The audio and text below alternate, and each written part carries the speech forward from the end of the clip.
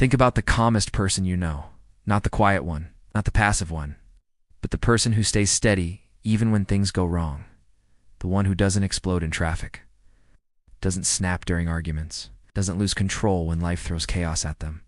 At first glance, it looks like a personality trait. You assume they were born calm. But psychology tells us something very different. People who rarely get angry aren't suppressing emotions, aren't emotionally numb. They aren't weak. They're doing one specific mental habit, often without even realizing it.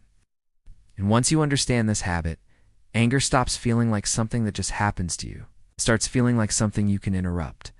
Today we're going to break down that habit through psychology, real-life examples, and a simple mental shift that quietly changes everything.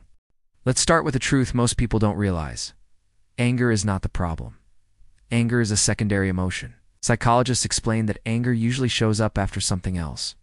Fear, embarrassment, powerlessness, disappointment, feeling disrespected. Anger is the brain's protective response. It says something is wrong, I'm being threatened. The problem isn't that we feel anger. The problem is how fast the brain jumps to it. Most people experience anger like a reflex. Something happens, gives anger, explodes, gives words or actions follow. But people who rarely get angry have trained their minds to insert a pause, not a forced pause, not counting to 10. Different kind of pause. Psychology calls this habit cognitive distancing. In simple terms, they separate the event from the meaning they assign to it. Most people fuse the two. Example, someone cuts you off in traffic. Thought, they're disrespecting me. Emotion, anger. But the calm person's brain does something subtle. Event, someone cut me off. Interpretation, that's annoying, but I don't know their situation. Same event.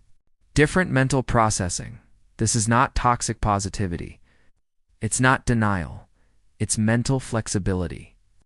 They don't assume intent immediately. And intent is what fuels anger. Let me tell you a short story. Two coworkers, Alex and Sam, go to a coffee shop before work. A barista messes up their order. Again, Alex's jaw tightens. Sam just smiles and says, "No worries." Outside, Alex snaps, "How are you not mad?" That's the third time. Sam shrugs. Could be a bad morning. Doesn't mean it's about me. Here's the difference, Alex's brain said. This shouldn't happen. I'm being disrespected. Sam's brain said. This happened? What else could be true? That single question, what else could be true, is the mental habit. Calm people instinctively ask it. Anger thrives on mind reading. Psychology shows that one of the strongest predictors of anger is hostile attribution bias, the tendency to assume negative intent. We don't just react to events, we react to the story we tell ourselves about them. Examples. They ignored me on purpose. They're trying to control me. They don't care. People who rarely get angry delay the story. They don't rush to conclusions, not because they're naive, but because they've learned that certainty is often wrong. Here's what's fascinating. Calm people don't say, "I shouldn't be angry." They say, "Interesting. I feel anger rising." That's a massive difference. Psychologists call this metacognition, thinking about your thinking. Instead of becoming the emotion, they observe it, like watching weather, storms coming. Okay. That observation creates emotional distance, and distance reduces intensity. A couple once shared this moment in therapy. One partner forgot an important date. The other felt the familiar heat rising, chest tight, thoughts racing, old pattern, you never care. New habit. I feel hurt. That's different from being attacked. Instead of yelling, they said, "I'm disappointed. It's mattered to me." No explosion, no resentment spiral. Calm people don't avoid conflict. They separate emotion from accusation. Anger often explodes when we confuse the two. If this sounds simple but hard, that's because it is. The brain evolved to react fast. Anger once kept humans alive. Well, but modern life triggers ancient systems. Calm people haven't removed anger. They've retrained their default interpretation. And here's the key. This habit isn't about controlling anger. It's about changing the meaning before anger fully forms. By the time you're yelling, the brain is already hijacked. The habit works upstream. Here's a practical mental script calm people use, often unconsciously. When something triggers you, silently ask, "What am I assuming right now?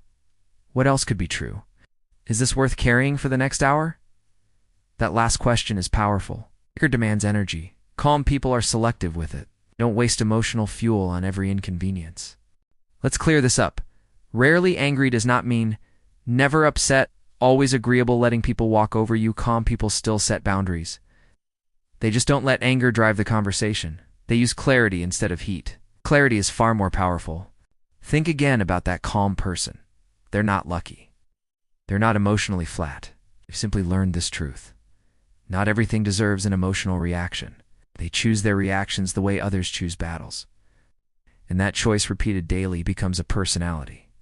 Anger isn't your enemy, but unquestioned assumptions are. People who rarely get angry have one quiet superpower.